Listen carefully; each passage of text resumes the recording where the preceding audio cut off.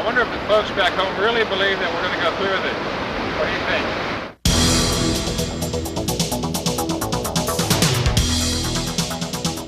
It began on the shores of the Pacific Ocean in San Diego, California on September 14, 1995. National Board and Phoenix chapter member Bill Colgrove, his brother Mike, a policeman from Minnesota, Southern California Regional Director Greg Aikens, Mark Van Brunt from Phoenix, and Paul Granda from the San Jose chapter formed the core of a cycling team that would bike its way across the breadth of the United States. Phoenix's Jay Hopkins and Stephen Bouchard, San Jose's Don Anderson, and Washington, D.C.'s Dick Kent and Bern Dietrich would join up with them later. Joe Holman from Phoenix and Bill and Mike's father drove the van that held supplies and equipment and acted as a traveling rest stop. Prayer Tour 95 was Bill Colgrove's inspiration. It would challenge their every physical, mental, and spiritual reserve. Their goal, the beaches of the Atlantic Ocean in Jacksonville, Florida. The first day was a typical sunny California day. Many of them had trained for 6 months in preparation. They planned to average 100 miles a day. This first leg was thought to be relatively easy, only having to cover 75 miles, with the hardest part of the trip still ahead. But over the San Diego mountains was a 7,000 feet vertical climb the entire way, with no downgrades allowing them to recover their strength. It was a contest of will, endurance, and prayer. Even with short breaks, they struggled with dehydration, heat exhaustion, and severe leg cramps.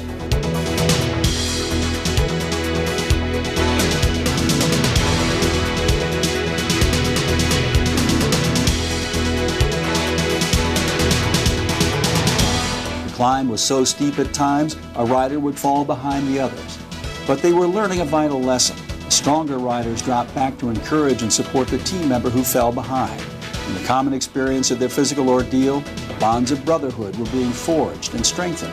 They were becoming a company of men. The first day ended with the reality of the physical hardships which lay ahead, but they were learning and gaining confidence.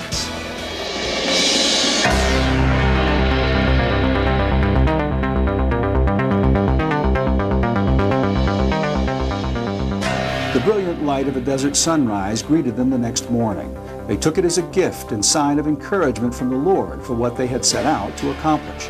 They were energized and found themselves fully recovered from the first day's grueling ordeal. They were going downhill now, riding into the blazing hot Imperial Valley toward Yuma. The 4 goals for Prayer Tour 95 were impressive. During the next 3.5 weeks, the Prayer Tour would travel through more than 8 states along the southern tier of the country. Beginning in San Diego and every mile of the way, they would publicly hold up the banner of Christ, praying the CIC prayer for the marketplace in each of the 150 towns and cities they would travel through. Their public visibility would increase awareness on a national scale for the Lord's call to every Christian man and woman in business and the professions to influence their marketplaces. The tour would be a means to build new chapters, foster new growth in existing chapters, especially the guilds. It would raise money for the new Effective Christian Leadership in the Marketplace seminar and other exciting CIC projects.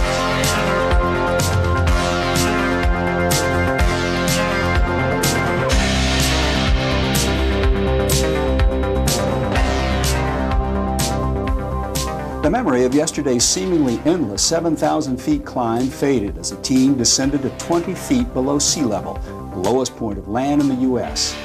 With the famous sand hills outside of Yuma rising above them, the temperature soars to near and above a very dangerous 120 degrees. They take in extra liquids and stay alert for any change in body temperature. 6 days later in West Texas, they will be fighting 40-mile-an-hour headwinds with a wind chill factor in the lower teens. Crossing into Arizona, the welcome sign into Yuma looks pretty good. The next day, the heat again proved a challenge. It would also bring another important insight. They suddenly found themselves riding as a team, not individual riders. Instead of a staggered, uneven line, they now rode in a straight line at equal distances from one another. The rider in the front acted as a pace man and a windbreak, allowing the other riders to draft behind him. He would later drop to the back and the next man took his place.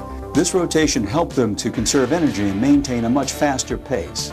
Later, one of them observed they were riding as a team.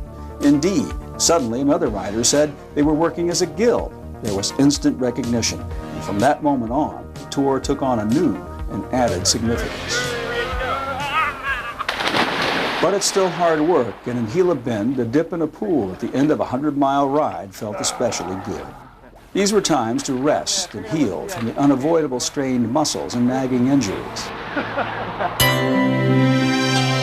Each morning's ride began before dawn. Each new day, the Lord signaled His grace and presence. This morning, with the pastel beauty only an Arizona sunrise can provide on one side of the road, while on the other, lightning flashed in a dark desert storm, as if another spiritual being was threatening His anger and displeasure with their spiritual mission as they worked their way toward Phoenix.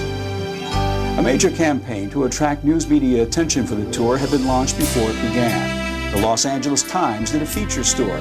Yuma's major daily newspaper did a story in its Sunday edition. Cycling their way into Phoenix's Central Plaza, the team was met by reporters and photographers from one of the major daily newspapers, the Catholic Diocesan paper, and the #1 rated television news station.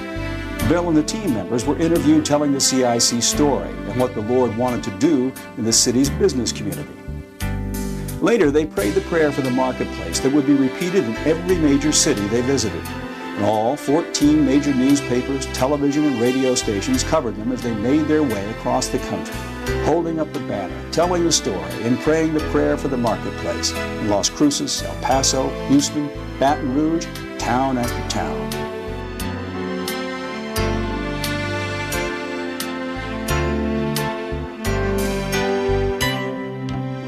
Finally, on October 13th, 27 days and 2,740 miles after they left the shores of the Pacific, in rain and a strong wind, they had achieved their goal, the Atlantic Ocean and the beaches of Jacksonville, Florida.